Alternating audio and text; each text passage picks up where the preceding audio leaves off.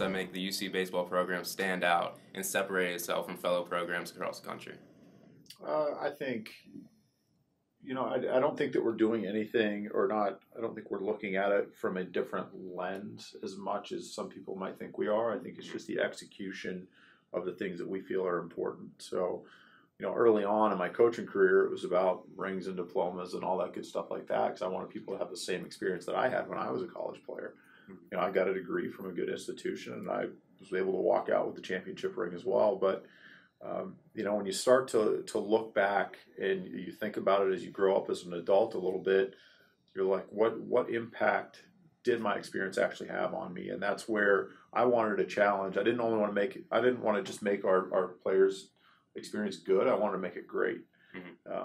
From everything, from preparing them to go out and be to get a job, to make sure that when you get a job, you get the promotion, to make sure you're going to be a great husband, brother, father, son, coworker, boss, all that stuff like that. So I think one of the things that I have challenged myself with is trying to put our guys in a position to really develop as people.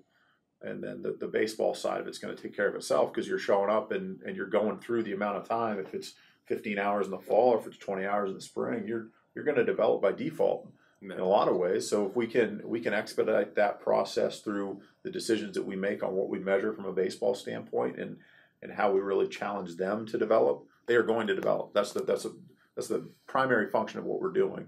Outside of that, the academic part, we're holding them to vary what we think are reasonable but challenging standards as well. And then on the community part and the social part, like other programs do it and things like that, and other programs do a great job with it. But with us, I just want to make sure it's a very well-rounded experience. So that's why we are constantly challenging our processes to make sure that there aren't any avenues that we could be adding even more value into the student-athlete experience. Definitely. I think that's great that you're not only on the baseball field making better players, but just better people in general. Sure. So after college, not everybody's going to go to the MLB, but they're going to be good people in society. And I think that's great. Yeah, very much so. So going off of that, is there anything you have planned in the future that you think will take the program to another level, even past what they have already achieved? I think that one of the things that we're making up the most ground on is objectively measuring the development of our players. Again, it's not a new concept. Well, relatively, a lot of people are jumping on the bandwagon of it. We want to be very intentional about how we're choosing to do that. So one of the things that we have done is like I've explained to a lot of our recruits that come in, is that my decision-making processes have matured exponentially over the last 4 or 5 years. It's not a touchy-feely put a lineup together anymore. It's very much numbers-driven based off of things that we think are important. So peeking down corners and figuring out how can we do that from a base running standpoint? How can we do that from a pitching standpoint? How can we do that from a defensive standpoint?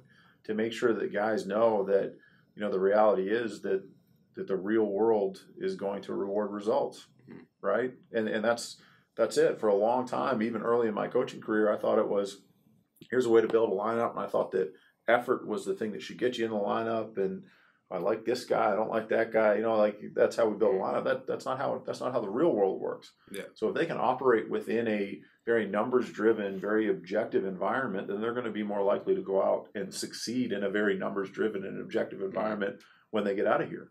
Yeah. So I think that's one of the things for me. I think that's the thing I'm most excited about is what is our program doing and what areas for growth do we have within our program to make sure that we are developing them at a high level. That's what I'm really excited about, but I'm sure Ryan can share a little bit more. Certainly. I think that's really taken shape so far, and I think we're going to continue to grow upon that. I know from something that I'm trying to bring to the program, we've just implemented functional movement screenings for our guys, for every position player and pitcher. We're really just trying to understand how their bodies work and how they move. We have a tremendous human being in Nolan Harvath that writes our strength and conditioning program. He does an outstanding job of remotely catering our individuals to what they need so they can get stronger and be able to perform on the field. And I think we've been able to take that information that we've gained from the functional movement screenings, and he's going to implement that into our lifting program. So we're really trying to provide a big time Division I experience at a small Division II school, and I think that's a testament to the people that we have around us that are helping us achieve that goal.